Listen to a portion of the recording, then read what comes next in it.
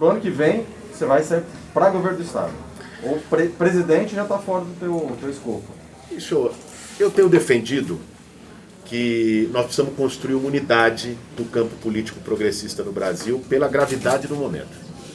Sabe, o Bolsonaro, o que ele representa hoje, não só no governo, foi a pandemia, a gestão da pandemia, a pior do planeta. Mais de 565 mil mortos no país, por descaso, por boicote à vacina. O que é a situação econômica do Brasil, que está devastada? O que é o risco político? Pô? O cara fez outro dia um desfile de tanque dos ministérios para pressionar o Congresso Nacional. Você não dá nem para chamar de tanque direito, né? Sai uma fumaceira danada. Mas o fato é que, sim, é um momento delicado da vida nacional. E que exige que a gente tenha responsabilidade histórica. Exige que a gente coloque projetos pessoais e até projeto partidário em segundo plano para buscar virar a página desse pesadelo. Por isso eu tenho defendido que a gente construa uma unidade do campo progressista para derrotar o Bolsonaro em nível nacional. E que a gente construa também uma unidade desse campo para acabar com esse tucanistão, quer dizer, essa capitania hereditária que o PSDB transformou São Paulo. 25 anos sem alternância no poder, isso não é bom. Mais que isso, 25 anos de paralisia. O Estado hoje está patinando do ponto de vista do desenvolvimento econômico, de uma crise de desindustrialização. O Estado hoje vê o seu serviço público desmontado, com desvalorização dos servidores, privatização e terceirização de tudo. O Estado mais rico da federação, com uma profunda desigualdade social. Por todas essas razões, dialogando com companheiros do meu partido, companheiros de outros partidos, de movimentos sociais, da sociedade civil, nós estamos fazendo o debate da construção de uma pré-candidatura para o governo do Estado. Você acredita que o PT estaria com você? Olha, a princípio, pelo menos o debate que se coloca é do PT ter uma candidatura própria, colocaram o nome do Fernando Haddad, eu respeito o Fernando Haddad, acho que é legítimo colocar esse debate, mas eu vou seguir trabalhando para que a gente tenha unidade, porque para derrotar a máquina do PSDB é muito difícil fazer isso sozinho. Mas o senhor seria vice do Haddad? Isso não está colocado, né? E vice-versa. Eu acho que nem está colocado para ele ser o meu vice. O que está colocado é a gente buscar construir uma unidade política. Espero que a gente consiga no primeiro turno, né? Para que... Veja, não sei se vocês têm acompanhado as pesquisas para o governo do Estado. Além de mostrar uma rejeição do Dória, sem paralelo de qualquer outro governador, o que significa uma oportunidade para ter uma mudança no Estado, um desejo, um sentimento de mudança no Estado, pela primeira vez a esquerda aparece em vários cenários liderando a pesquisa. A pesquisa da Atlas, nós estamos liderando. A pesquisa do Paraná, em vários cenários, nós lideramos, né? Se tiver uma candidatura única da esquerda, a possibilidade de ganhar essa eleição pela primeira vez desde a redemocratização é muito real. Nós vamos seguir trabalhando por isso, respeitando todas as outras pré-candidaturas, mas não é apenas o PT. Nós estamos dialogando com o PDT, nós estamos dialogando com o PCdoB, nós estamos dialogando com a Rede, conversamos com o próprio PSB. Como é que está essa discussão para esse acordo? Está avançada? Qual é a possibilidade? Bater martelo de coligação ninguém vai fazer agora. Nós estamos há 1 ano e 3 meses da eleição. Esse debate vai se bater martelo no início do ano que vem. Para se bater martelo tem um debate prévio, que é discussão de programa. Eu não represento a mim mesmo. Eu não estou num debate para o governo de São Paulo por um projeto de carreira, por um projeto pessoal, né? Eu estou a partir de um debate de mudança política no Estado, de combate à desigualdade, de um outro modelo de desenvolvimento, de descentralização da gestão pública, de ter maior participação e transparência, de contribuir aqui em São Paulo, o maior estado da federação, 44 milhões de habitantes, contribuir aqui em São Paulo para a gente mudar também o Brasil e derrotar o bolsonarismo. Isso significa discutir projeto. Esse giro que eu tenho feito nas regiões, em parte é isso. Nós vamos conversar aqui hoje também com a militância do PCdoB, vai estar na nossa atividade, do PDT vai estar na nossa atividade. Eu estava anteontem em Ribeirão Preto, a militância da Rede está na nossa atividade, vários em Araraquara na terça-feira. Então, ter esse diagnóstico de cada região nos ajuda a construir um projeto. Nós lançamos uma plataforma virtual semana passada, dialogosp.com, em que as pessoas estão mandando propostas. Já chegaram centenas de propostas de várias regiões do estado. Nós estamos com um grupo de trabalho de estudiosos, especialistas, a maior parte dele das universidades estaduais, elaborando um programa. O ponto de partida é esse, é a construção do programa, é andar pelas regiões do estado, estabelecer essas pontes, dialogar e ver a necessidade de cada região, mas eu espero que a gente consiga uma ampla coligação. Bom, deixa só, claro que você foi candidato a presidente, né, mas com a eleição municipal, sempre segundo turno, que deu uma grande, digamos assim, sua imagem ganhou uma projeção maior. A gente tem, lá na capital, nós já tivemos Erundina, já tivemos a Marta, já tivemos o Haddad, né? A capital em si, ela costuma votar, né, dependendo das eleições, na esquerda. Para o interior isso é muito mais difícil. Eu vou falar especificamente aqui da região de Rio Preto, né? Aqui, por exemplo, mesmo a Dilma, o Lula eu não lembro, mas a Dilma perdeu nos 2 turnos, né? Quando a gente fala de capital, tem essa força. Quando parte para o interior, é muito mais difícil ter essa adesão, né, a candidatos de esquerda. Como fazer para mudar isso? Você acha que é possível? Lembrando que a gente vai ter o Alckmin também, né, que aqui sempre, toda eleição, ele tem uma força muito grande aqui na região e no interior de uma maneira geral.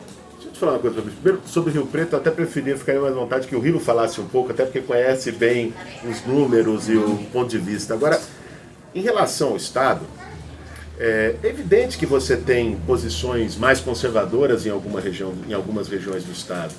Mas o que eu sinto também, e tenho andado por várias regiões, é um sentimento de mudança. É um desejo de mudança. Tem um cansaço. Você tem um cansaço. E se nós formos capazes de dialogar com a sociedade e mostrar que o nosso projeto, inclusive para o interior do Estado, pode ser um projeto muito mais vantajoso, e vamos falar o português claro. Como é que a coisa funciona hoje? Por que o PSDB está há 25 anos no governo? Não existe planejamento regional. Não existe descentralização para cada região. Não existe uma escuta da necessidade de cada região. Não existe participação na formulação das políticas do governo do Estado. O que existe é a política coronelista do cafezinho no Palácio dos Bandeirantes. Então chega perto da eleição, vai lá o prefeito, vai lá o deputado, faz ali, eu quero isso, quero aquilo, dá qualquer coisa ali para a cidade e fecha voto. É assim que essa turma se perpetua no poder. É com o uso abusivo da máquina, que inclusive faz com que o interior fique esquecido. O Dória está lá enfurnado no Palácio Bandeirantes, ele e o Rodrigo Garcia. Qual é o diálogo que tem com as demandas e com a construção? Embora o Rodrigo seja daqui, não me consta que o fato dele ser vice-governador tenha trazido grandes investimentos estaduais para a região de São José do Rio Preto. Então, veja, uma política de recuperação do planejamento regional, recuperação da capacidade de investimento do Estado de São Paulo, de combate à desigualdade social. Cidades ricas, proporcionalmente ao Estado e ao Brasil, como é Rio Preto, né, como é Ribeirão, né, então, a ter população de rua, problema de fome, problema grave de desemprego, isso no estado mais rico da federação. Você acha que dá para convencer a população com esse discurso? Você acha que consegue reverter essa imagem? A maior demonstração é você olhar hoje as pesquisas para a eleição do ano que vem. Hoje, em várias das pesquisas em cenários, a esquerda está liderando, nós estamos liderando em algumas delas. Eu acho que tem este sentimento de mudança. É claro que tem um setor que fala, eu não quero saber, essa turma é comunista, essa turma é da esquerda, e não vai votar. É natural, existe essa diversidade. Mas eu não acho que isso é em bloco dizer, olha, o interior é conservador e ponto final. Não. Acho que várias cidades do interior já elegeram prefeito progressista. O Rilo foi para o segundo turno aqui em Rio Preto, para prefeito. 2008. Mudou a realidade, mas a realidade está mudando novamente. Né? A história é feita por ondas. Em 2018, o Bolsonaro estava arrebentando, se elegeu presidente do Brasil. Olha a situação do Bolsonaro hoje, 25% de aprovação. Né? A vida social e política é dinâmica. Há uma imagem, desculpa te cortar, João, do Boulos, da questão do movimento sem teto, de invasor de propriedades, que aqui é muito forte, né, Fabrício? Então, como, mesmo para essa parcela que está ali no meio, né, nem direita conservadora e nem que está nessa transição, como chegar nessas pessoas de fato? Como é que vai ser esse trabalho? É desmistificar preconceito. Infelizmente, no Brasil, sobretudo desde 2018, a política passou a ser feita com meme. Então você joga um meme e às vezes isso vale muito mais do que a verdade. Aí viraliza e as pessoas formam a sua opinião por um meme. Isso é o máximo da despolitização. Não quer dizer que não se use meme, que não se divirta com meme. Eu mesmo me divirto com vários daqueles que às vezes até falam mal de mim. A questão não é essa. Eu acho que o que nós buscamos fazer e fizemos com um certo grau de sucesso, se tivesse mais tempo, se tivesse mais 1, 2 semanas, a gente teria ganho a eleição em São Paulo no ano passado. O que nós buscamos fazer foi um processo de desmistificação. Quando a gente tem oportunidade de falar para as pessoas, e uma campanha é uma oportunidade de falar para a sociedade, quando não é apenas o que ela recebe lá pelo WhatsApp, ou o que ela vê na rede social de setores da direita, ou o que ela viu na televisão. Quando você tem a oportunidade de falar direto, olha, eu com muito orgulho atuo há 20 anos no movimento de luta por moradia, foi minha maior escola de vida, onde eu ganhei uma experiência que eu acho que nenhum mandato parlamentar, nenhuma outra vida institucional me daria. E que a luta desse movimento não é invadir a casa de ninguém, jamais invadiu a casa de ninguém. Aliás, temos todo o respeito pelas pessoas que com muito suor conquistaram as suas propriedades, as suas casas e moram nelas e vivem nelas. A luta do movimento é para que as pessoas tenham casa, é justamente o contrário. É para aquelas pessoas que mesmo trabalhando exaustivamente, de forma precária, não conseguem comprar uma casa. Que às vezes tem que fazer a escolha entre pagar aluguel e botar comida na mesa da família, todo fim de mês. O movimento organiza essas pessoas e não toma a casa de quem quer que seja. O movimento identifica imóveis que estão em situação abandonada há 30, 40, 50 anos, que devem mais imposto do que o valor do próprio imóvel, que pela lei já deveriam ter sido desapropriados para virar moradia popular. Isso não é a minha opinião, é o Estatuto da Cidade, é a Constituição Federal. Identifica esses imóveis e faz um processo de pressão sobre o poder público para que cumpra o seu papel. Então, quando você tem a oportunidade de explicar para as pessoas e de mostrar para as pessoas o que é essa luta, as pessoas vêm junto. Eu vou dar um exemplo. Na nossa campanha a gente fez um vídeo muito curioso que chamou Fala na Lata. Como é que foi isso? Circulou bastante até fora de São Paulo. Eu ficava no meu carro, né, escondido, e uma equipe da minha campanha foi lá na Avenida Faria Lima, de São Paulo, e perguntava: o que você acha do Boulos? O que você acha do Boulos? E as pessoas começavam a falar. Aí veio algumas senhoras falando: ele é invasor de propriedade, ele toma o que é dos outros. E eu saía do meu carro e ia lá. Eu estava lá na esquina, né, para conversar com a pessoa. As pessoas que davam oportunidade de escuta por 3, 4 minutos, a maior parte delas, se está nos vídeos de campanha, saíam convencidas. Falaram: mas é isso? Eu achava que era outra coisa. É isso? Não, se está devendo imposto, se está ilegal, eu também defendo, eu também sou a favor. Sabe? É ter a oportunidade de falar para quebrar o estereótipo. Eu acredito que é assim que a gente vai vencer esse preconceito. A questão do Alckmin disputar a eleição com o PSDB, você acha que aumenta as chances de uma candidatura, uma opção a Alckmin, a Rodrigo, pode se dar bem nesse vácuo aí? Eu acho sim. Acho que o campo progressista ganha mais força com isso, porque pela primeira vez o ninho tucano vai estar dividido. Vai ter Rodrigo e Alckmin, ainda vai ter algum candidato apoiado pelo Bolsonaro. Então, e não vai ter conciliação até a eleição, pelo menos. Não. Terão esse campo terá pelo menos 2 candidaturas. Pelo menos. Rodrigo e Alckmin é 100% garantido. Favas contadas. Né? Então, eu acho que isso abre maior oportunidade também. O Alckmin tem um recall, foi governador de estado várias vezes. O Rodrigo vai estar com a máquina na mão, porque se o Dória de fato sai candidato a presidente, em abril ele assume o governo do estado. Então, vai estar com a máquina. Eu acho que isso, de fato, abre uma possibilidade mais favorável para o campo progressista. E o Rodrigo, você vê uma candidatura forte? A máquina sempre é forte. Eu não subestimo o poder da máquina do PSDB no estado de São Paulo. Mas vejo que o Rodrigo representa justamente esses últimos 20 anos. Ele representa justamente aquilo do que as pessoas estão cansadas. O Rodrigo foi secretário do Alckmin, Rodrigo é vice-governador do Dória. Então, se ele tentar se apresentar como uma novidade, isso não vai colar. Se ele tentar se descolar da rejeição do Dória, isso não vai colar. O Rodrigo é Dória.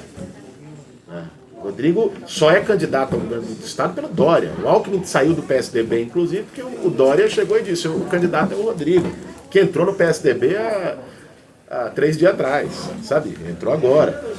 Então, para ele vai ser praticamente impossível tirar esse peso do governo do Dória, que também é o governo dele. Vale dizer que ele é vice-governador, secretário de governo e opera a política do Dória no estado. A questão do Dória é muito da rejeição dele, não sei, não dá para variar, mas é muito pelas medidas que ele tomou durante a pandemia, né? O lockdown, então isso tem muito a ver. O que você acha sobre a forma como ele conduziu a questão da pandemia? Ele tomou as medidas certas? Vamos lá. Primeiro, a condição do governo federal foi a mais desastrosa possível. Quando nós falamos de genocídio, isso não é uma força de expressão. Nós estamos falando que pelo menos 200, 250 mil vidas poderiam ter sido preservadas se comprasse vacina a tempo, se não tivesse boicotado medidas de isolamento, se não tivesse propagado remédios sem eficácia para meia dúzia de farmacêuticos encher o bolso e ganhar dinheiro. Foi isso que ele fez. Então, a condição do Bolsonaro levou a régua do desastre tão longe que qualquer um parece civilizado. Não ser negacionista não deveria nem ser um mérito, deveria ser uma obrigação de qualquer governante. É evidente que o Dória teve uma postura diferente da do Bolsonaro, de não propagar esse negacionismo, de ter estimulado a vacina, isso é inegável.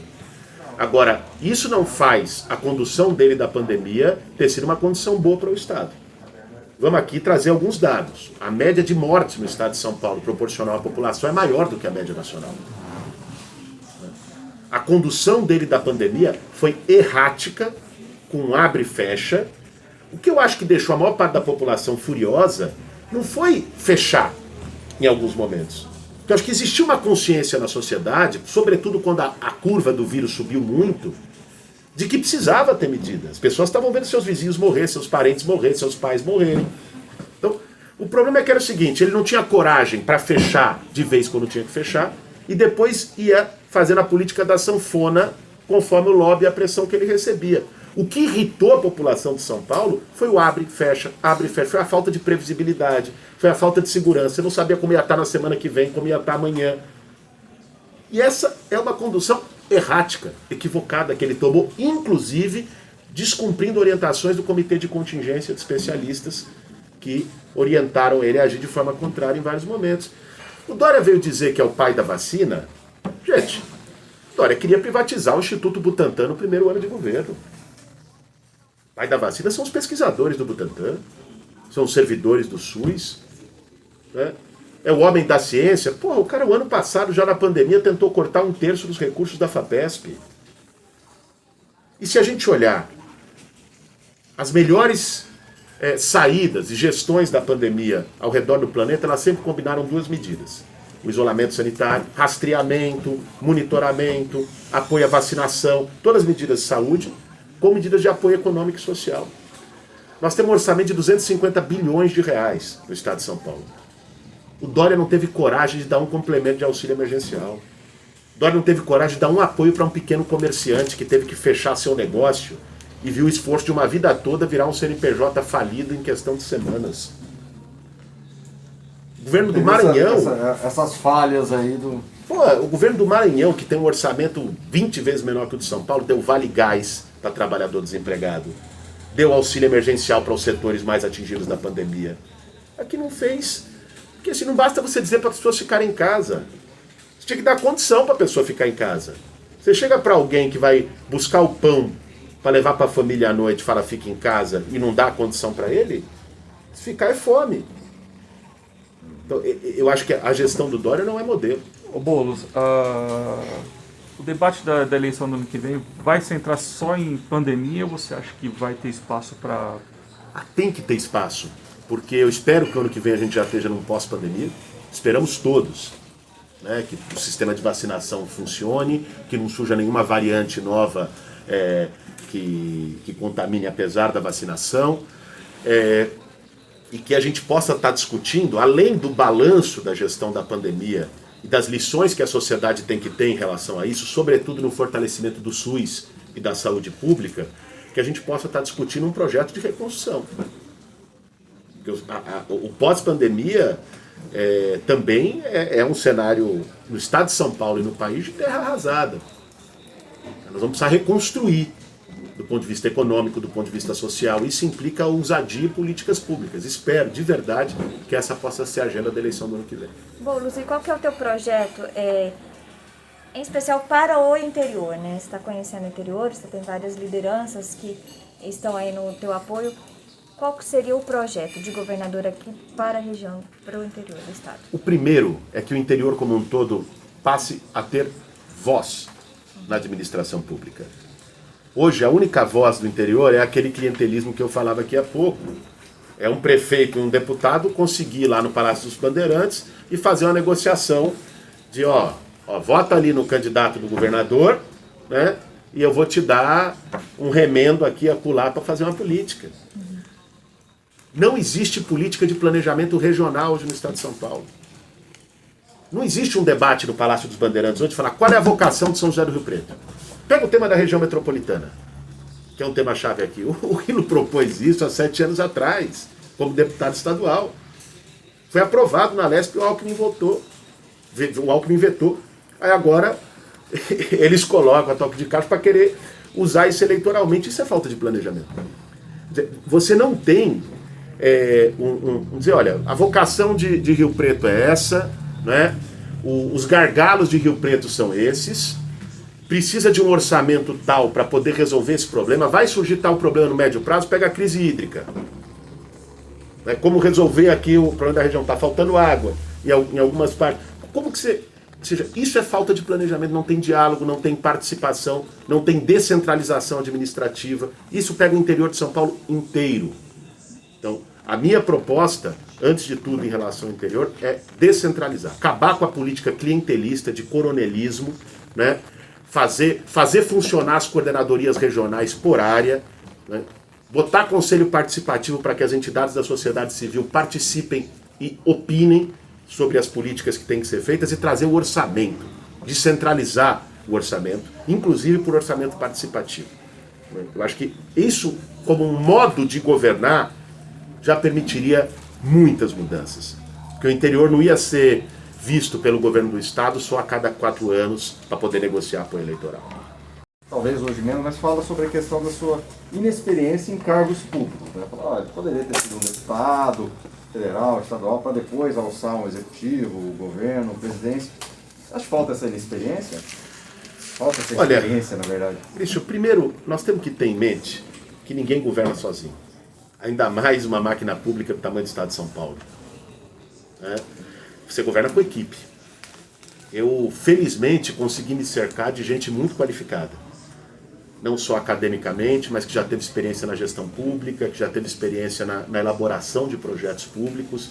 Essa equipe me ajudou desde a elaboração de um programa nacional para a presidência, no ano passado na construção de um programa para São Paulo, e já tem me ajudado na construção de um programa para o estado de São Paulo. Você não governa apenas da tua cabeça, né? Você traz gente também que tenha experiência. Em segundo lugar, nós temos que ver de que tipo de experiência nós estamos falando. Sabe, eu tenho uma experiência de conviver com as pessoas no movimento social que me permite não tratar um cidadão como número, como estatística. Que é da maneira como ele é tratado por muita gente experiente. Você se sensibilizar com o problema real das pessoas te dá uma experiência, uma capacidade para governar talvez maior do que alguns PhDs em Harvard, que vê alguém debaixo da ponte diz, ah não, o número, porque a estatística de não sei onde, o cara vai continuar passando fio debaixo da ponte. A experiência do governo do PSDB eu não quero, francamente. Eu acho que São Paulo também não quer mais. A experiência de máfia do metrô, máfia de merenda, roubar dinheiro de comida de escola, máfia de rodoanel, eu acho que ninguém quer mais este tipo de experiência de gestão. Acho que não tem um espaço para novidade. E eu quero fazer isso com o pé no chão, com muita gente de gestão pública, muita gente que já trabalhou, que trabalha, me cercando daquelas pessoas que conhecem detalhe a detalhe o Estado, que conhecem a máquina, que conhecem a administração, para fazer um governo inovador no nosso Estado. Você aceitaria o ex-presidente Lula no seu palanque? Como é que você daria com esse assunto? Não tenha dúvida. Inclusive o Lula apareceu no meu programa eleitoral no segundo turno em São Paulo, apoiando. No caso ele, o Ciro Gomes, o Flávio Dino e a Marina Silva, os 4 nos apoiaram no segundo turno e eu levei o apoio dos 4 para a televisão. Eu tenho orgulho das pessoas que me apoiam, né? Acho que nem todas as pessoas podem dizer o mesmo. Alguns tentam esconder os seus padrinhos, os seus apoiadores, né? No meu caso, eu tenho trabalhado para construir uma unidade do campo progressista nacionalmente e espero poder ter um palanque que expresse essa unidade aqui em São Paulo. Você acredita, agora já é um assunto mais nacional, que existe algum tipo de risco de um golpe por toda essa movimentação do presidente Bolsonaro, ou você acredita que as instituições estão sólidas o suficiente no nosso país para evitar que isso ocorra? Fabrício, lamentavelmente a situação é preocupante. Vou te dizer por quê. O Bolsonaro, eu acho que ele se deu conta de que a aprovação dele hoje está baixa. Ele tem 25% de apoio social, é a pior desde que iniciou o governo. De que a maior parte da sociedade compreende a tragédia que é a gestão dele. E que hoje, qualquer pesquisa mostra, se a eleição acontecesse, ele seria derrotado. O que ele começou a fazer? Essa história do voto impresso, que a Câmara já rejeitou, mas ele não parou de falar. Essa história do voto impresso, vamos combinar, não se trata do... Você acha que o Bolsonaro está preocupado com a transparência da democracia brasileira? O Bolsonaro foi o primeiro a gritar que teve fraude nos Estados Unidos quando o Trump perdeu, e lá o voto é impresso. A questão dele não é voto impresso. A questão dele é ter um discurso que organize os apoiadores dele, mais raivosos, que organize os milicianos que estão com ele, e que possa ter uma entrada nas Forças Armadas em setores das polícias militares. Para quando ele perder a eleição, ele diz, não, isso é fraude. Ele já está preparando esse terreno. Isso é fraude, eu perdi por sacanagem, não vamos aceitar. E tentar levar as pessoas para a rua e criar um caos no Brasil. Você acredita que isso é possível? Ele conseguisse levar esse caos? Olha, eu espero francamente que não. Trabalho para a gente construir uma frente, neste momento, pela democracia no país que barre esse avanço autoritário do Bolsonaro, mas me preocupo. Se a gente olhar o desfile que setores das Forças Armadas fizeram essa semana, é uma provocação. Se a gente olhar o posicionamento de alguns altos oficiais das Forças Armadas e de algumas figuras dentro das polícias militares, é uma preocupação. Eu não acho que nós estamos imunes. A democracia, ela não é uma conquista que vem de uma vez só. A democracia é uma conquista que precisa ser regada e semeada todos os dias para que a gente não perca. E a democracia brasileira está muito fragilizada.